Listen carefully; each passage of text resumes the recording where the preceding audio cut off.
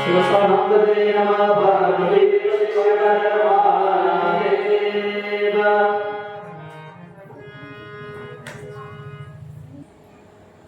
ದನಗಳಿಗೆ ಬೇಕಪ್ಪ ಮುಳ್ಳಿನ ಬೇಲಿ, ದನಗಳಿಗೆ ಬೇಕಪ್ಪ ಮುಳ್ಳಿನ ಬೇಲಿ, ಜನಗಳಿಗೆ ಬೇಕಪ್ಪ ಸಂಸ್ಕಾರದ ಶಾಲೆ.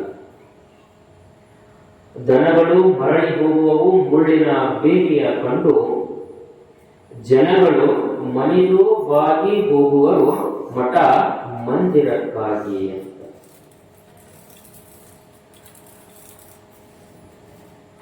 ಮನುಷ್ಯ ಅತ್ಯಂತ ಬುದ್ಧಿವಂತ ಜೀವಿ. ಎಲ್ಲಾ ಪ್ರಾಣಿಗಳನ್ನು ಕೂಡ ಮನುಷ್ಯನಿಗೆ ಪಳಗಿಸ್ಲಿಕ್ಕೆ ಬರ್ತದೆ. ಆ ಪ್ರಾಣಿಗಳನ್ನ ನಮ್ಮ ಮಾತಿನಂತೆ ನಡೆಸಿಕೊಳ್ಳತಕ್ಕಂಥವನು ಮನುಷ್ಯ. ಬಂದ ಪ್ರಾಣಿಗಳಲ್ಲ, ಎಂತೆಂಥ ಸಿಂಹವನ್ನು ಕೂಡ ಮನುಷ್ಯ ಪಳಗಿಸಬಲ್ಲ. ಹಾಗಾದ್ರೆ ಅವನು ಪಳಗಿಸ್ಲಿಕ್ಕೆ ಏನೇನ್ ಮಾಡ್ತಾನಪ್ಪ ಮನುಷ್ಯ? ಒಂದೊಂದು ಪ್ರಾಣಿಯೂ ಕೂಡ ಒಂದೊಂದು. ಈಗ ಒಂದು ಆನೆ ಐತೆ ಅಂತಂದ್ರ ಆ ಆನೆಯನ್ನ ಪಳಗಿಸ್ಲಿಕ್ಕೆ ಅಂಕುಶವನ್ನು ಬಳಸ್ತಾರೆ. ಎಮ್ಮೆ ಇತ್ತು ಅಂತಂದ್ರ ಆ ಎಮ್ಮಿಗೆ ಏನ್ ಮಾಡ್ತಾರ? ಒಂದು ಮುಗದಾನ ಅಂತ ಹಾಕ್ತಾರ, ಒಂದು ಬುದ್ಧಿ ಅಂತ ಕಟ್ತಾರ. ಒಂದು ಕುದುರೆಗೆ ಒಂದು ಲಗಾಮು ಅಂತಕ್ಕಂಥದ್ದು ಕಟ್ತಾರ. ಹೀಗೆ ಪ್ರತಿಯೊಂದು ಪ್ರಾಣಿಯೂ ಕೂಡ ಒಂದೊಂದು ವಸ್ತುಗಳಿಂದ ಏನ್ ಮಾಡ್ತಾರೆ? ಎಷ್ಟೇ ಮದವಾಗಿರ್ತಕ್ಕಂಥ ಆನೆ ಆದ್ರೂ ಕೂಡ ಅಂಕುಶಕ್ಕೆ ಏನ್ ಮಾಡ್ತಾರೆ? ಹೆದರುವಂಗ ಮನುಷ್ಯ ಆನೆ ಅಷ್ಟು ಬಲಶಾಲಿ ಅಲ್ಲ ಮನುಷ್ಯ. ಹೌದು, ಆನೆ ಅಷ್ಟೇ ಬಲಶಾಲಿ ಅಲ್ಲ. ಆದ್ರೂ ಕೂಡ ಅಂತ ಆನೆಯನ್ನ ಪಳಗಿಸಿದ ಮನುಷ್ಯ ಹೆಂಗಪ್ಪ? ಹೆಂಗ ಆನೆ ಪಳಗಿಸ್ತಾರ ಗೊತ್ತಿಲ್ಲ ನಿಮಗ? ಆನೆ ಮನಸ್ಸು ಮಾಡಿದ್ರೆ ಹೆಂತೆಂತ ಕಿತ್ತೋಗಿತೈತಿ ನೋಡ್ರಿ ನೀವು. ಆನೆ ಹೌದು ಅಂತ ಆನೆ ಪಳಗಿಸಿದ ಹೆಂಗ ಅಂತಂದ್ರ, ಮೊದಲು ಏನ್ ಮಾಡ್ತಾನ ಮನುಷ್ಯ? ಆನೆಯನ್ನ ಸಣ್ಣದಿರ್ತಕ್ಕಲ್ಲ ಏನ್ ಮಾಡ್ತಾನ? ಆನೆ ತಗೊಂಡ್ಬರ್ತಾರ. ಅದನ್ನ ತಗೊಂಬಂದ ಸಣ್ಣದಿದ್ದಾಗ ಏನ್ ಮಾಡ್ತಾರ? ಒಂದು ದೊಡ್ಡ ಸರ್ಪಿಲ್ ಅದಕ್ಕೆ ಕಾಲು ಕಟ್ಟಿ ಇನ್ನೊಂದು ಏನ್ ಮಾಡ್ತಾರ? ಒಂದು ದೊಡ್ಡ ಗಿಡ ಕಟ್ಟಿರ್ತಾರೆ. ಆಗ ಸಣ್ಣದ ಆನೆ ಅದಕ್ಕೆ ಏನಾಗಿರುತ್ತೆ? ದಿನ ಜಗ್ಗೆ ಜಗ್ತಿರ್ತೈತಿ. ಜಗ್ಗೆ ಜಗ್ಗ ತಾವು ಬರಾಗಲ್ಲ. ಯಾಕೆ? ಸರ್ಪಿಲ್ ಕಟ್ಟಿರ್ತಾನ ಅದನ್ನ ಗಟ್ಟಿಯಾಗ. ಸಣ್ಣ ಮರ್ಯಾದ ಆಗಿನಿಂದನೂ ಕೂಡ ಏನ್ ಮಾಡ್ತಾರೆ? ಜಗ್ಗಿ ಜಗ್ಗಿ ಜಗ್ಗಿ ಜಗ್ಗಿ ಅದಕ್ಕೆ ಏನ್ ಗುಪ್ತಲೆ ಕೂತು ಬಿಡ್ತದೆ ಅಂತಂದ್ರ, ಈ ಸರಪಳಿಯಿಂದ ನನಗೆ ಬಿಚ್ಕೊಳಕ್ ಆಗಂಗಿಲ್ಲ ಅನ್ನೋದು ಏನ್ ಮಾಡ್ಬಿಡುತ್ತೆ? ಆ ಆನೆ ತಲೆ ಕೂತು ಬಿಡುತ್ತೆ. ಸಣ್ಣದಿಂದ ದೊಡ್ಡದಾಗಿಂದ ಅಲ್ಲ, ಸಣ್ಣದಿಂದ ಏನ್ ಮಾಡ್ತಾರ? ಸರಾದ್ರ ತಲೆ ಕುದಿಸ್ಬಿಟ್ರಿ. ಏನು ಇವನ ಕಾಲಿಗೆ ಒಂದು ಸರಪಳಿ ಕಟ್ಟಾನ, ಅದನ್ನ ಎಲ್ಲೋ ಒಂದು ಮರ ಕಟ್ಟಾನ, ನಾ ಅದನ್ನ ಬಿಡಿಸೋಳಕ್ ಸಾಧ್ಯ ಇಲ್ಲ ಅನ್ನೋದು ಅದ್ರ ತಲೆಯಾಗ ಫಿಕ್ಸ್ ಆಗ್ಬಿಡ್ತದೆ, ಎಂದೂ ಹೋಗಲ್ಲ. ಹಾಗಾಗಿ ಮುಂದೆ ನೋಡಿ ಎಂತೆಂತ ದೊಡ್ಡ ಆನೆ ಆದ್ರೂ ಕೂಡ ಮುಂದೆ ಅದಕ್ಕೆ ಸರಪಳಿನ ಕಟ್ಟಬೇಕಾಗ್ತಿಲ್ಲ. ಒಂದು ಹಗ್ಗ ಹಾಕೊಂಡು ಒಂದು ಗಿಡಕ್ಕೆ ಕಟ್ಟಿದ್ರು ಕೂಡ ಅದು ಆನೆ ಬಿಚ್ಕೊಂಡು ಓಡ್ ಹೋಗಂಗಿಲ್ಲ. ಯಾಕ? ಅದನ್ನ ತಲೆಯಾಗ ಕೂತು ಬಿಟ್ಟಕ್ಕೆ, ಸಣ್ಣದಿಂದ ಕೂತು ಬಿಟ್ಟಕ್ಕೆ. ಏನೋ ನನಗೆ ಇದರಿಂದ ಬಂಧನದಿಂದ ನನಗೆ ಬಿಡಿಸೋಳಕ್ ಆಗಲ್ಲ. ಹಂಗ ಆ ಆನೆಯನ್ನು ಏನ್ ಮಾಡಿದ? ಸಣ್ಣದಿದ್ದಾಗಿಲ್ಲ ಕೂಡ ಅದನ್ನ ಪಳಗಿಸಿದ್ರು ಮನುಷ್ಯ. ಹಂಗ ಹೇಳ್ತಾರ ಅವರು, ದನಗಳಿಗೆ ಬೇಕಪ್ಪ ಮುಳ್ಳಿನ ಬೇಲಿ ಅಂತ. ಎಲ್ಲರೂ ಹೊಲ ಇದ್ದವರಾಗಿ ಹೊಲ ಇಲ್ಲಂದ್ರೆ ಬೇರೆ ಹೊಲಕ್ಕ ಹೋಗ್ತೀರಿ. ಆ ಹೊಲಗಳೊಂದಿಟ್ಟು ನಾವು ಚಲೋದಾಗ ಬೆಳೆ ಹಾಕಿವಿ ಅಂತಂದ್ರೆ ಹಗ್ಗ ಬಿಡಾಗಲ್ಲ. ಹೊಲ ಏನ್ ಮಾಡ್ತೀವಿ? ಹೊಲಕ್ಕ ಒಂದಿಷ್ಟು ಬೇಲಿ ಎತ್ಕೊಂತೀವಿ. ಹೌದಾ? ಬೇಲಿ ಹಾಕ್ತಿವಿ, ಇಲ್ಲ ಅಂದ್ರೆ ತಂತಿ ಕಟ್ತೀವಿ. ಯಾಕ? ಅದ್ರೊಳಗ ಯಾವುದೇ ದನಗಳು ಹೋಗಿ ನಮ್ಮ ಹೊಲವನ್ನ ಕೆಡಿಸಬಾರ್ದು ಅಂತ. ಹೌದ್ರಿ? ಒಂದು ಹೊಲಕ್ಕ ನಾವು ಇಷ್ಟೆಲ್ಲಾ ಏನ್ ಮಾಡ್ತೀವಿ? ಬೇಲಿ ಹಾಕ್ತಿವಿ. ಹಂಗ ಈ ಮನುಷ್ಯ ಅದನ್ನಲ್ಲ, ಈ ಮನುಷ್ಯನಿಗೂ ಕೂಡ ಒಂದು ಬೇಲಿ ಬೇಕಂತ ಹೇಳ್ತಾರ. ಇದು ಒಂದು ಹೊಲ ಇದ್ದಂಗೆ ಈ ದೇಹ. ಈ ಹೊಲಕ್ಕೂ ಕೂಡ ಎಂತ ಬೇಲಿಯಪ್ಪ? ಸಂಸ್ಕಾರ. ಶರಣಬಸವ ಪುರಾಣ ಅಂತಕ್ಕಂಥ ಸಂಸ್ಕಾರದ ಬೇಲಿಯನ್ನ ಈ ನಮ್ಮ ದೇಹ ಹೊಲಕ್ಕ ಸುತ್ತಲ ನಾವು ಹಾಕೋಬೇಕು. ಎದ್ದೋ ನೋಡ್ರಿ, ಒಂದು ತಬಲಾ ಐತಿ, ಗೊತ್ತಾಗತ್ತಲ್ಲ ತಬಲಾ ಅಂದ್ರೆ? ಇವ್ರು ತಬಲಾ ಚರ್ಮ ಕೂತಾರಲ್ಲ, ಆ ತಬಲಾಗೆ ಮ್ಯಾಗ ಚರ್ಮ ಹಾಕ್ಯಾರಲ್ಲ, ಆ ಚರ್ಮ ಎಂದೋ ಯಾವುದೋ ಪ್ರಾಣಿ ಸತ್ತು ಹೋಗಿರ್ತಕ್ಕಂಥ ಒಂದು ಚರ್ಮವನ್ನ ತೆಗೆದು ಆ ತಬಲಾಗ ಹಾಕ್ಯಾರ. ಆದ್ರೂ ಕೂಡ ಏನ್ ಮಾಡ್ತಾರ ಅವ್ರು? ಮೊದಲಿಗೆ ಬಂದ ನಾವು ಮೊದಲಿಗೆ ಬರೋಣ ಗೊತ್ತಿಲ್ಲ ಹೇಳ್ತೇವೆ. ಅವರು ಅಂತ ಒಂದು ಸುದ್ದಿಗೆ ಎಂತಿರುತ್ತೆ ತೋರಿಸ್ಕೊಡ್ಬೇಕು. ಏನಾದ್ರು ತೋರಿಸ್ ಹಿಡ್ಕೊಡ್ಸು ಅದು ಸುದ್ದಿಗೆ ಅಂತ. ಹೌದ್ರಿ? ಅದನ್ನ ತಗೊಂಡು ಏನ್ ಮಾಡ್ತಾರ ಅವರು? ಅದ್ರ ಸುತ್ತಲಕ ತಲೆ ಮೇಲೆ ಕಟ್ಟಿತಾರ. ಟಕ್ ಟಕ್ ಕಟ್ಟಿತಾರೆ. ಎದಕ್ ಕಟ್ಟಿತಾರ? ಇಲ್ಲೊಂದು ಶ್ರುತಿ ಅಂತ ಇರುತ್ತೆ. ಹೌದ್ರಿ? ಹಿಡಿಸು ಗೊತ್ತಾಗಲ್ಲ. ಅದು ಶ್ರುತಿ, ಇದು ಏನಾಗಿರ್ಬೇಕು,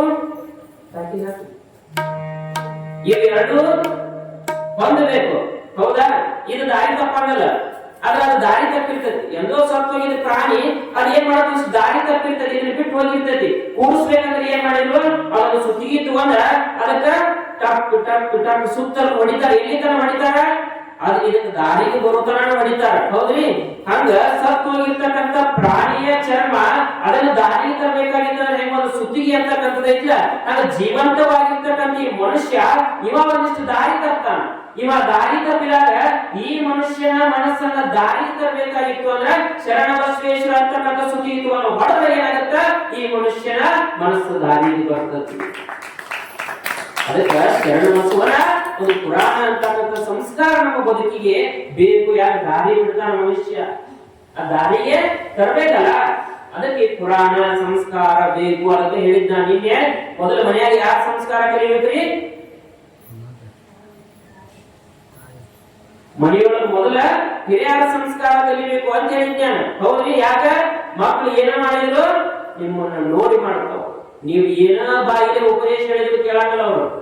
ಈ ಕಡೆ ಕೇಳಿ ಈ ಕಡೆ ಬಿಟ್ಟು ಬಿಡ್ತಾರೆ. ಆದ್ರೆ ನೀವು ಹೆಂಗ್ ನಡ್ಕೋತಿರ್ತೀರಿ, ನೀವು ಎಲ್ಲಿ ಹೋಗ್ತಿರ್ತೀರಿ, ನೀವು ಏನ್ ಮಾಡ್ತಿರ್ತೀರಿ ಅದನ್ನ ನೋಡ್ತಿರ್ತಾವ.